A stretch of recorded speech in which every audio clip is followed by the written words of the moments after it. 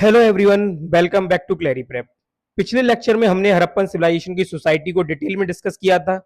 हमने देखा था कि उनका सोशल स्ट्रक्चर कैसा था, लोग क्या पहनते थे, क्या ऑक्यूपेशंस थे, ऑर्नामेंट्स क्या यूज करते थे और सोसाइटी किस तरह ऑर्गेनाइज थी।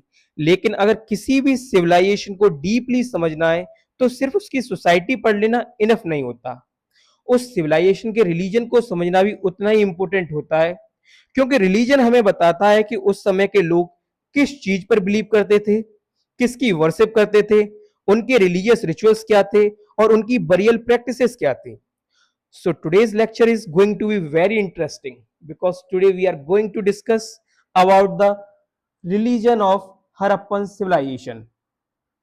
क्योंकि so without wasting any more time, let's get start. तो सबसे पहले हम बात करते हैं सोर्सेस की। To reconstruct the Harappan religion, archaeologists go through different sources. Now question is what type of sources? Most important sources are archaeological sources like seals, terracotta figurines, burials, fire altars and other different excavated objects. यही सारी archaeological findings को analyse करके historians Harappan religion के बारे में conclusion देते हैं। इसीलिए ध्यान रखिए, हड़प्पन रिलीजन के जितने भी कंक्लूजन हैं वो आर्कियोलॉजिकल एविडेंस पर बेस्ड हैं, किसी रिटन रिलीजियस टेक्स्ट पर नहीं। अब हम सबसे पहले बात करते हैं टेम्पल वर्शिप की इन हड़प्पन सिविलाइजेशन। अगर हम टेम्पल वर्शिप की बात करें, इस temple worship exist in Harappan society, सबसे पहले क्वेश्चन तो यही अराइज होता है, क्या हड़प्पन्स के टेम्पल्स होते थे?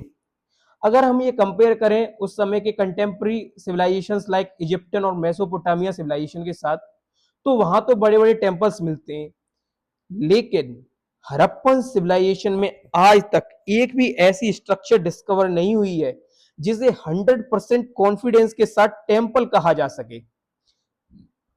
इसी वजह से हिस्टोरियंस कहते हैं कि there is no temple worship in Harappan society and Harappan society is relatively secular in nature.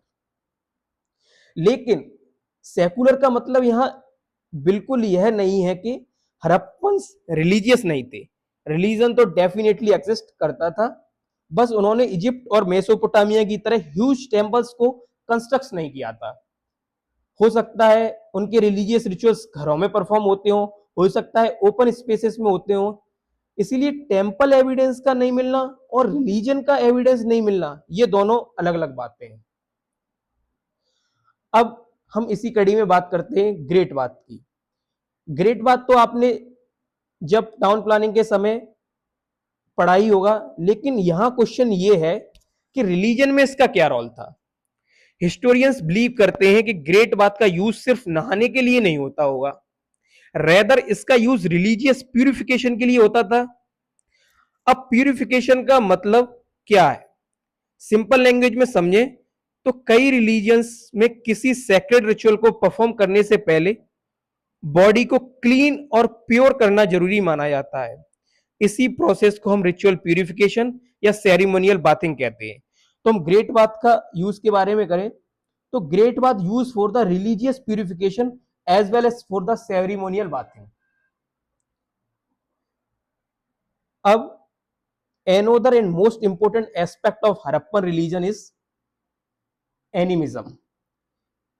So what is animism? जब कोई सोसाइटी बिलीव करती है कि नेचर की डिफरेंट ऑब्जेक्ट्स जैसे ट्रीज, रिवर्स, माउंटेन्स, स्टोन्स और एनिमल्स, इन सब में एक स्पिरिचुअल पावर या डिवाइन फोर्स प्रेजेंट होती है, तो उस बिलीफ को एनिमिज्म कहते हैं। मतलब नेचर सिर्फ नेचर नहीं है, नेचर भी सेक्रेड है, नेचर भी डिवाइन है। इसी वजह से हिस्टोरियंस हड़प्पन रिलीजन को एनिमिस्टिक रिलीजन मानते हैं। One another feature of Harappan religion is worship of nature, nature worship. So Harappans also believe in worship of nature. अब अगर हम हड़प्पन सील्स को ध्यान से देखें तो उन पर बार बार कुछ सिम्बल्स रिपीट होते हैं, जैसे peepal tree, bull, elephant, tiger, deer and unicorn. Unicorn is a one horn animal. Historians believe करते हैं कि इनमें से कई एनिमल्स और ट्रीज रिलीजियस सिग्निफिकेंस रखते थे। सबसे फेमस एग्जाम्पल है पीपल ट्री। आज भी इंडिया में पीपल को सेक्रेड ट्री माना जाता है और हड़प्पन सील्स पर भी पीपल लीव्स रिपीटेडली मिलती हैं। ये इंडिकेट करता है कि ट्री वर्शिप का कॉन्सेप्ट शायद हड़प्पन पीरियड से ही एग्जिस्ट करता हो। And another important and most abundant seal found in the Harappan civilization is the seal of one-horned unicorn seal, which is the most abundant seal found in the Harappan civilization. कुछ historians कहते हैं कि ये mythical animal था, कुछ कहते हैं कि आर्टिस्ट का सिंबॉलिक रिप्रेजेंटेशन था, और कुछ स्कॉलर इसे राइनोसोरस या बुल की स्टिलाइज इमेज मानते हैं। लेकिन एक बात क्लियर है, अगर किसी सिंबल को इतनी बार रिपीट किया गया है तो उसकी रिलीजियस या कल्चर इंपोर्टेंस जरूर रही होगी। अब हम बात करते हैं another important seal which is Pashupati seal, most famous discovery of Harappan civilisation. इसमें एक हॉर्न मेल फिगर बीच में बैठा है जो क्रॉस लेग और योगिक पोस्चर में बैठा हुआ है, और इसके अराउंड एनिमल्स है like elephant, tiger, rhinoceros, buffalo and दो हिरन जो नीचे बैठे हुए हैं। हिस्टोरियंस इसे पशुपति शिवा या प्रोटो शिवा कहते हैं। पशुपति का मतलब होता है लॉर्ड ऑफ एनिमल्स, क्योंकि ये फिगर एनिमल से सराउंडेड है और योगिक पोस्चर में भी बैठा हुआ है, इसीलिए इसे आर्कियोलॉजिस्ट प्रोटो शिवा या पशुपति सील कहते हैं। और इसी सील से हमें ये आइडिया भी मिलता है कि हड़प्पन एनिमल्स को भी सेक्रेड मानते होंगे और ये एनिमिज्म और नेचर वर्शिप दोनों को सपोर्ट करते हैं। अब हम बात करते हैं another important feature of Harappan religion is worship through fire एल्टर्स। इसके हमें एविडेंस मिलते हैं लोथल और कालीबंगन से। फायर एल्टर्स क्या होते हैं?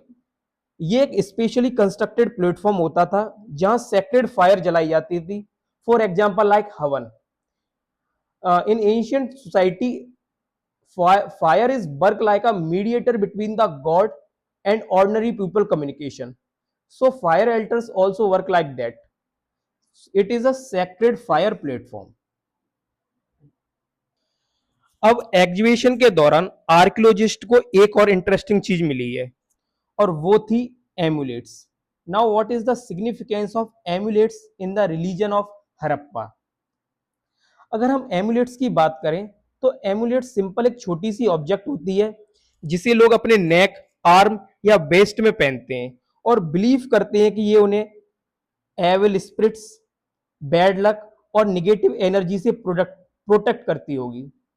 And these amulets shows that the Shramanic practices also existence in the Harappan society. अगर हम इसको इंडियन कॉन्टेक्स्ट में समझें तो एक टाइप का कोई तावीज या ब्लैक थ्रेड होता था जिसको एमुलेट्स की तरह हड़प्पन लोग पहनते थे, और हड़प्पन साइड से लार्ज नंबर में एमुलेट्स मिले हैं। इसीलिए हिस्टोरियंस बिलीव करते हैं कि हड़प्पन्स भी घोस्ट, एविल स्पिरिट और सुपरनेचुरल पावर्स में बिलीव करते थे और उनसे बचने के लिए एमुलेट्स यूज करते होंगे। And these amulets shows the श्रमणिक practices existence in the Harappan society। अब इसका मतलब क्या होता है श्रमणिक प्रैक्टिसेस का? अगर हम आज के टाइम में इसका मतलब देखें तो किसी विलेज में कुछ लोगों को स्पिरिचुअल हीलर माना जाता है जो एविल स्पिरिट्स को भगाने का क्लेम करते हैं या डिसीज को रिचुअल्स के थ्रू क्योर करते हैं। वैसे ही एंशिएंट सोसाइटीज में कुछ लोग रिलीजियस स्पेशलिस्ट होते थे, उन्हें समन कहा जाता था। समन का काम होता था स्पिरिट से कम्युनिकेट करना, रिलीजियस रिचुअल परफॉर्म करना, एविल फोर्सेस को रिमूव करना एंड सोसाइटी को स्पिरिचुअल गाइडेंस देना। हड़प्पन सिविलाइजेशन में डायरेक्ट प्रूफ तो नहीं मिला है, लेकिन लार्ज नंबर ऑफ एमुलेट्स और सुपरनेचुरल बिलीफ्स को देखते हुए हिस्टोरियंस बिलीव करते हैं कि Shramanic practices probably existed in Harappan society. अब हम बात करते हैं जिसकी बात किए बिना हड़प्पा का रिलीजन बिल्कुल अधूरा है, the worship of mother goddess. So aspirants, अब हम बात करते हैं हड़प्पन रिलीजन के सबसे फेमस रिलीजियस एविडेंस की, और वो है मदर गॉडेस वर्शिप। एक्सक्वेशन के दौरान आर्कियोलॉजिस्ट को large number of terracotta female figurines देखने को मिलती है। टेराकोटा क्या होता है? Terracotta simply means baked clay, यानी मिट्टी को शेप देकर उसे पका दिया जाता है और उससे फिर एक डिफरेंट टाइप का ऑब्जेक्ट्स क्रिएट होते हैं। हड़प्पन साइट से ऐसी बहुत सारी फीमेल फिगराइन्स मिली हैं जिसमें एक वुमेन को एक्सग्रेटेड ब्रीस्ट एंड ब्रॉड हिप्स के साथ रिप्रेजेंट किया गया है। ऐसा क्यों? हिस्टोरियंस का मानना है कि mother goddess goddess of fertility को रिप्रेजेंट करती थी। So mother goddess represent the goddess of fertility. इससे हमें यह पता चलता है कि Harappans also believe in fertility cult.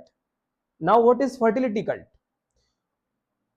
अगर कोई सोसाइटी किसी डिटी को वर्शिप इसीलिए करती है कि वुमेन हेल्दी चिल्ड्रन को जन्म दें, एनिमल्स की पॉपुलेशन बढ़े और एग्रीकल्चर में भी अच्छी क्रॉप्स हो, तो उस बिलीफ को फर्टिलिटी कल्ट कहते हैं। इसी वजह से हिस्टोरियंस बिलीव करते हैं कि मदर गॉडेस को फर्टिलिटी की गॉडेस माना जाता था। अब हम बात करते हैं another important aspect of Harappan society and it's religion is worship of phallus. So phallus worship. Phallus worship simply means लिंग worship in the present time. Harappan site से कुछ कॉनिकल स्टोन ऑब्जेक्ट्स मिले हैं जो फैलस या लिंग जैसे दिखते हैं।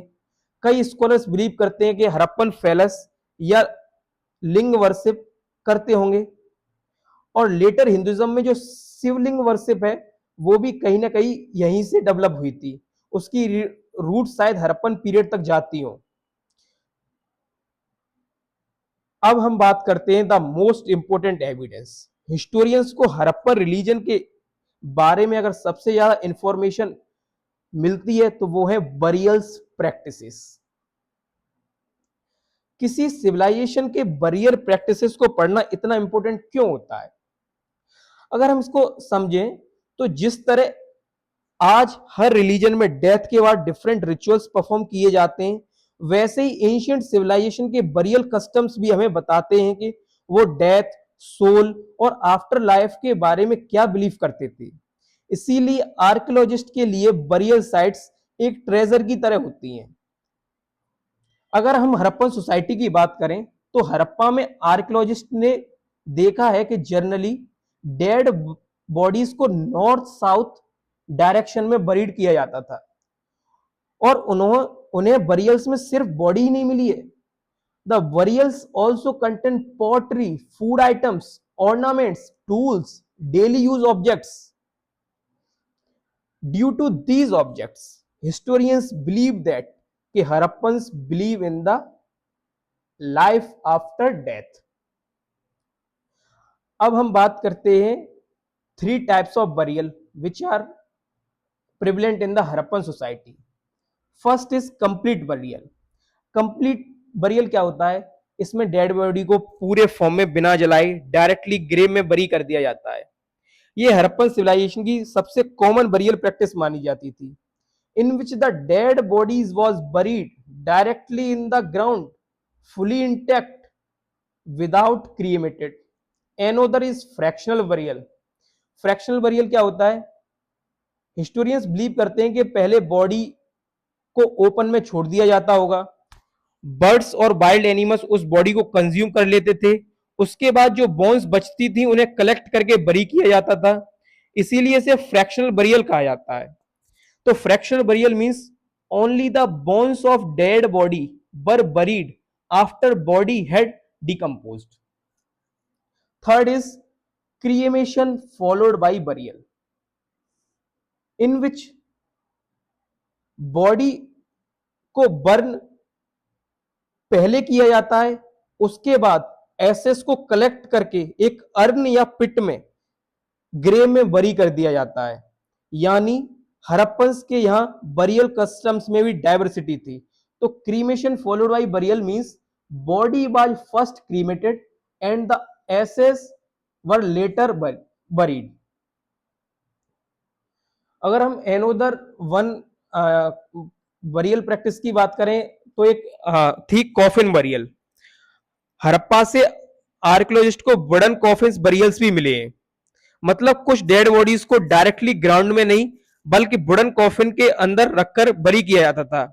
यह बताता कि बरियल कस्टम्स हर जगह एग्जैक्टली सेम नहीं थे। अगर हम एग्जाम्पल की बात करें तो बरियल प्रैक्टिसेस में एग्जाम्पल ऑफ बरियल प्रैक्टिसेस।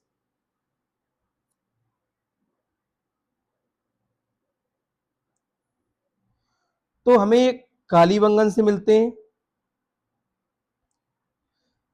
यहां आर्कियोलॉजिस्ट को स्मॉल सर्कुलर पिट्स और इन पिट्स के अंदर large urns, pottery and different burial object discover हुए। और दूसरे एग्जाम्पल की बात करें तो example of burials practice also found from Surkotada. यहां पर ग्रेव्स में हॉर्सेस के रिमेन मिलते हैं। Although archaeologist believes that Harappans did not know about the horses, but the burials of the Surkotada have the remains of horses bones. कुछ historians का मानना है कि हड़प्पन हॉर्स के बारे में नहीं जानते थे, पर कुछ का मानना है कि कुछ कुछ साइट्स में हड़प्पा के लोग और उसके बाद लोग हॉर्सेस के बारे में जानते थे। Another important example is Roper, in which the dogs with men were grave, and most famous example is Lothal। Lothal में क्या था? लोथल में एक pair of male and female skeleton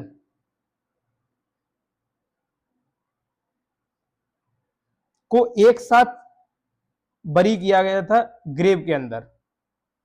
so this is all about the Harappan religion. चलिए एक बार पूरे lecture को 2 minute में रिवाइज करते हैं। तो हड़प्पन रिलीजन की सबसे इंपॉर्टेंट कैरेक्टरिस्टिक क्या थी? There was no temple worship. Great बात की बात करें तो use for religious purification. Animism की बात करते तो worship of trees, rivers, nature worship था। वहां पर पशुपति सील मिलती है, one horn unicorn, fire altars की के थ्रू वर्शिप होती थी, phallus worship, burial practices, amulets and mother goddess. So that's all for today's lecture. अगर आपको ये लेक्चर पसंद आए और कॉन्सेप्ट्स क्लियरली समझ आए हो तो then don't forget to like the video, share it with your friends and subscribe to Clary Prep। Next lecture में हम हड़प्पन सिविलाइजेशन के एक और इंपॉर्टेंट टॉपिक को डिटेल में डिस्कस करेंगे, that is polity of Indus valley civilisation. So thank you, I will see you in the next lecture.